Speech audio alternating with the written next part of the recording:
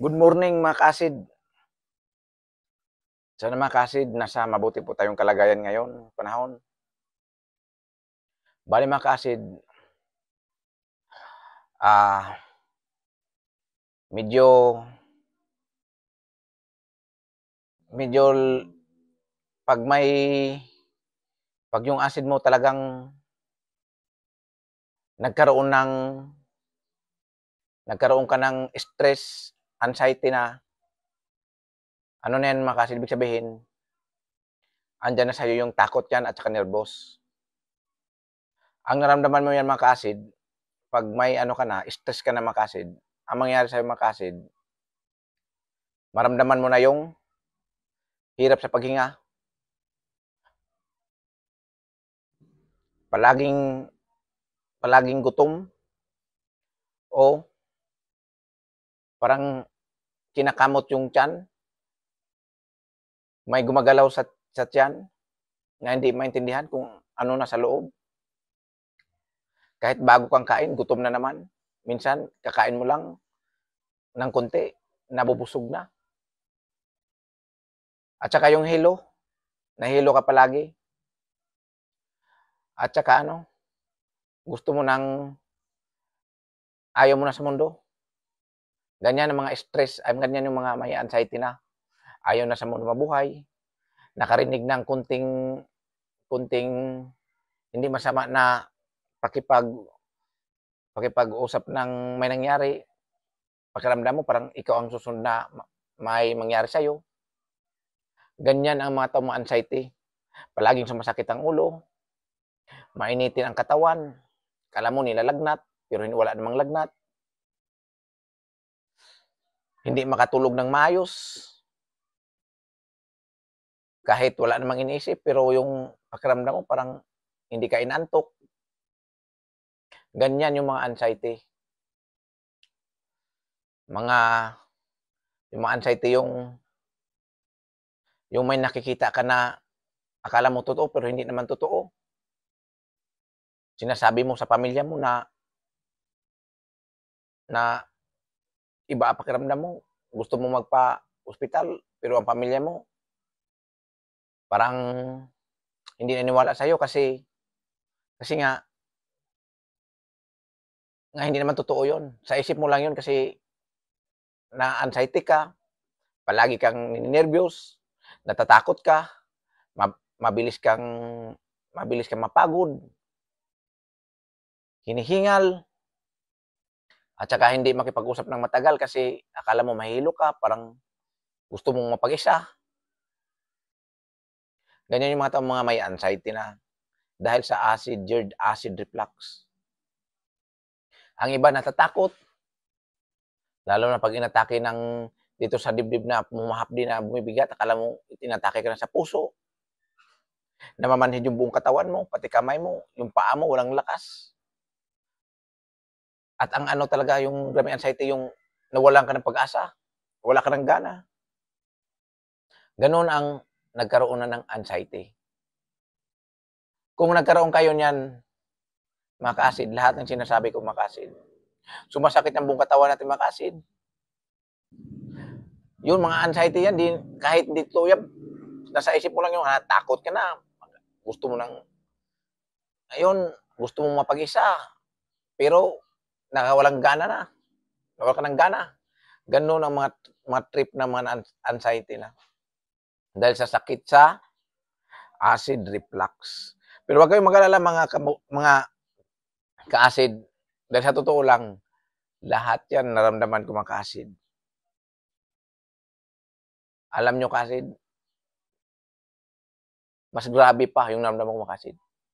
Kasi akalain nyo, yung sobrang laki ng katawan mo, tapos bigla kang pumayat na tapos doon nagkaroon ka ng wala ng lakas sa katawan mo. Andun yung takot sa'yo. Gusto mo magpa-ospital pero nakakasakit lang ng dibdib kasi di naman alam ng doktor yung nararamdaman natin. Bibigyan lang tayo ng pampakalma ng gamot. Huwag kayo mawala ng pag-asa mga ka-ASID. Dahil yun lahat ng naramdaman nyo at mga sinasabi ko. Naranasan ko na rin yan. halos gumuho ang mundo ko niya kasi hindi ko akalain na biglang bumagsak yung katawan natin ng gano'n na lang. Tapos nilalait ka pa ng maraming tao. Ikaw na nga may sakit, imbes na tulungan ka, walang makatulong sa sarili kundi ikaw lang.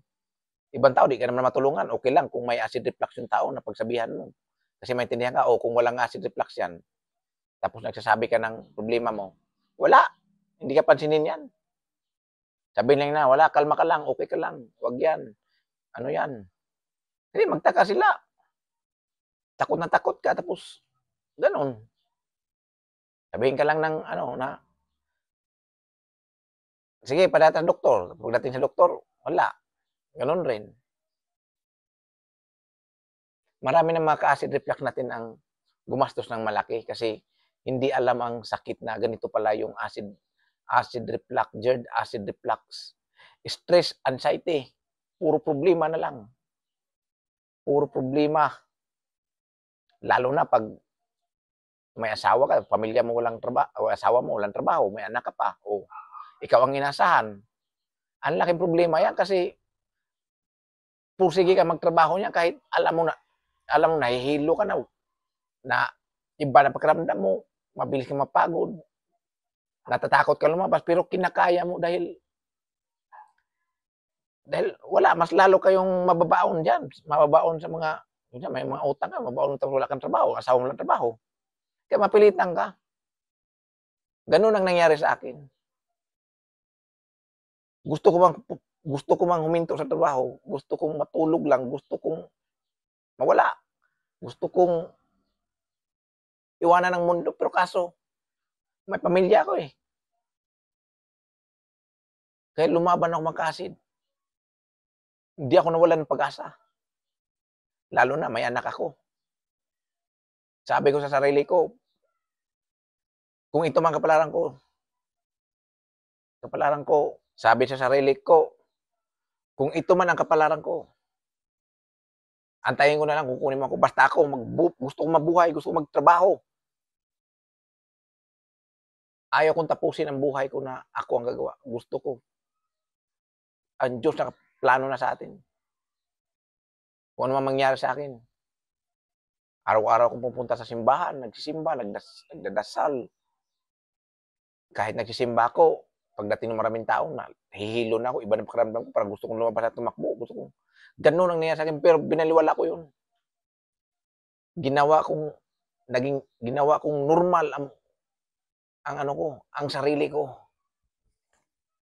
Kahit ang dami kong naramdaman. Andyan yung hilo, sakit ng ulo, inihingal. Para kung ginaganan yung dibdib ko na, ang hirap maghinga. Pero akala ko buong buhay ko maranasan yun. Habang buhay ko maranasan yun, hanggang buong buhay ko maranasan yun. Pero hindi pala. Nawawala lang pala yung acid. Lalo na pag kinokontrol mo. Lalo na pag araw-araw yan umatake. Araw-araw yan umatake. Tapos nawawala naman. Ganun lang. Paulit-ulit na lang. O kung paulit-ulit na lang yung naramdaman natin. Sa tingin mo, matakot ka pa ba?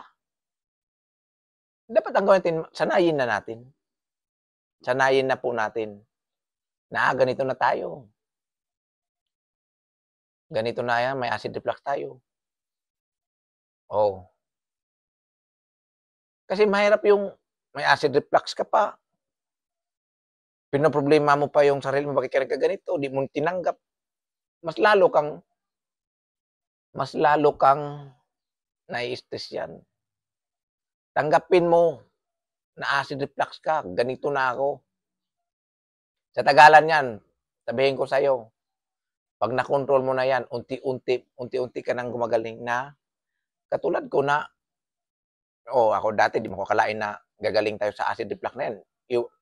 Malay mo yung atake natin na, grabe. Ito, ipakita ko yung picture nyo sa una. Sobrang payat ko nung una. Halos wala nang lakas ng katawan ko, pero nagtrabaho pa rin ako. nagtrabaho, nagpasalamat sa Panginoon natin. Tapos, araw-araw ko lang ginagawa yun. Hanggat nasanay ng katawan ko, di ko na alam kung babalik pa ako sa dati ko. Basta sa akin, gusto kong mabuhay. Makita, may pira para may pagkain. Ganun. Ganun ang ginawa ko. Hindi ako sumusuko. Kaya magkasiguro kayong sumuko. Ako napapatunayan. Nagagaling at gagaling tayo. Basta labanan nyo lang, huwag kayong matakot. Gawin yung inspirasyon yung mga taong mahal nyo. Kung bakit kayo lumaban, bakit kayo, gawin nyo mga pag umatake na yung mga anxiety natin, huwag tayong matakot. Pag sinabi na example, nahilo ka, upo ka lang, tapos yung isip mo na baliwain mo para yung inisip mo na hello, mapunta sa ibang, yung isip mo mapunta hindi sa hilo ka nakapokus. Kasi pag nakapokus ka dyan, babantayan mo lang yun kung lalakas ba yung hilo mo